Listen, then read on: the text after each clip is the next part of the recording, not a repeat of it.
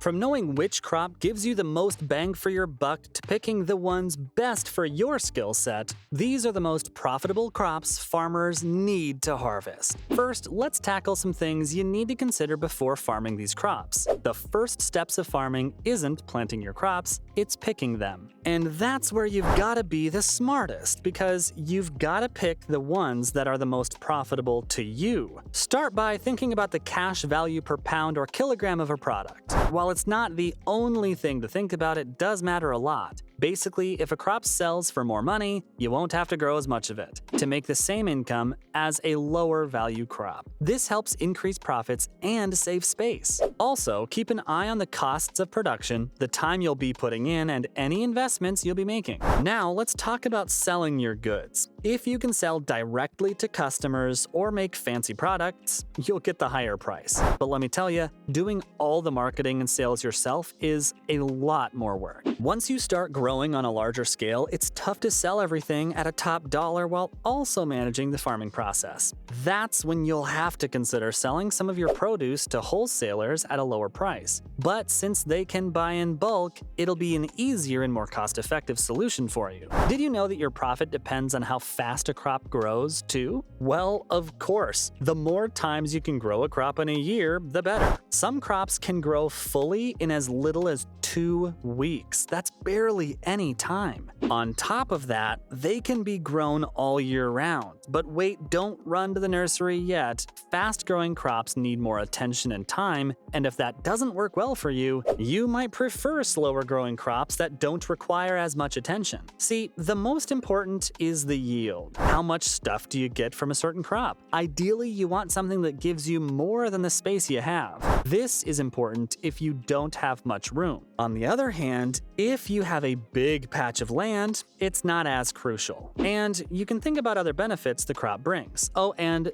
don't think about the weight of the yield. Sometimes small things like microgreens may not weigh much, but they're worth a lot more. Next on your list should be time management. How much work will a crop take? This is a biggie. Sure, the crop could get you a pretty penny, but at what cost? Take saffron, for instance. You need to pick the stamens from 75,000 plants just to get 1 pound of dried saffron. Plus, you gotta match the time you have with the crop you choose. If you're short on time, you'll want to grow something less profitable but easier to manage. That's a priority you set at the very start. I mean, think about how much money you want to make. This will help you figure out how much you need to grow, where and how you'll sell your stuff, how much time you'll have to put in, and what investments you'll need to make. Basically, before you choose any of the crops I'll talk about next, take a step back, think about your goals, and let that guide your choices. With that, let's start with my first pick, mushrooms. When it comes to small-scale farming ideas, growing mushrooms is a no-brainer. They're easy to grow and bring in some serious cash, especially oyster mushrooms. They take barely 5 weeks to grow, fetch a good price in the market, and you know what the best part is? You don't need a ton of space to grow them.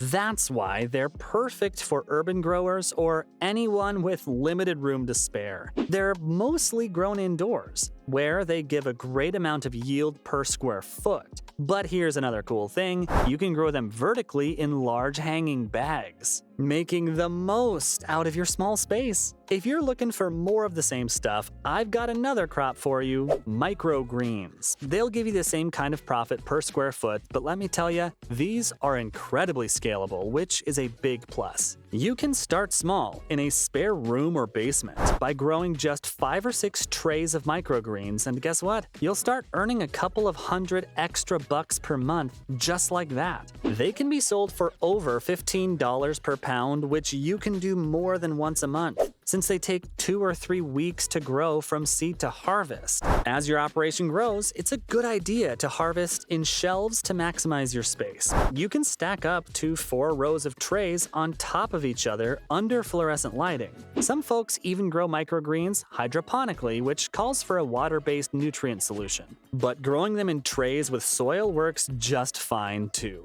Just like mushrooms, microgreens have a short shelf life, so they need to be sold fresh. But here's the fun part. There's a bunch of different varieties you can grow these days. practically any regular vegetable or herb can turn into a microgreen. If you're just starting, I'd recommend going for the more common ones like sunflower, radish, and pea shoots. They are easier to grow, and people are already familiar with them. But if they're too much work, this next pick is pretty low maintenance. Lavender. Growing this plant is an awesome way to make a ton of money. Plus, they'll make your space smell so good. This versatile herb is sold to florists, whether fresh or dried. It's a superstar in the fragrance world. You'll find it in a ton of aromatherapy products and skincare goodies like soaps and body lotions. If you plant lavender on an acre of land, you can get a whopping 12,000 bouquets that'll be ready to sell when dried up. And the best part? It needs the least amount of investment in terms of labor time and equipment. Here's another cool thing about lavender: it's a breeze to grow and take care of. It'll grow in different climates, doesn't need much fertilizer or irrigation, and is super easy to propagate by using cuttings. But here's the catch: it won't start flowering until its second year. But once it starts, get ready for a bloom fest that'll continue for about 10 years or so. If you don't shy away from hard work and heavy rewards for your efforts, this next pick is perfect for you: wasabi. If you think you've tasted real wasabi, you're probably wrong. If you're in the West, it's most likely that they're serving you a mix of horseradish, mustard, and green dye. Shocking, right? Why would they do that? Well, real wasabi is no joke when it comes to the price. A 100-gram stem can cost you around $50. Even at wholesale prices, it's still about $160 per kilogram. If you're selling directly to restaurants, you can charge around $300 per kilogram. But here's the kicker: the flavor of real wasabi is very unstable, so it needs to be prepared fresh. It's only at its peak for about 15 minutes after it's been grounded into a paste. After that, it starts losing its flavor. Now, growing this is no walk in the park. It's a tough crop that grows best in freshwater streams. You can't grow it in large quantities in a greenhouse, since it catches disease pretty quickly. In fact, it's one of the most challenging crops in the world to grow. No wonder it comes with a hefty price tag. I've got good news for you if you're in the UK. The dull and cloudy summers are great for this special plant. As for the US, places like Oregon are also great for giving it a shot. It takes about 15 months to 2 years after planting to harvest the rhizome or stalk. But you can start harvesting the greens after just 8 weeks and every 6 to 8 weeks after that until your plants are fully grown. If you've got a green thumb, you can master this next plant in no time. Bonsai. Here's the deal with these plants: you can get your younger ones for around $20, but top specimens can go for even more than $5,000. Some bonsai trees have been growing for over 100 years and are still healthy.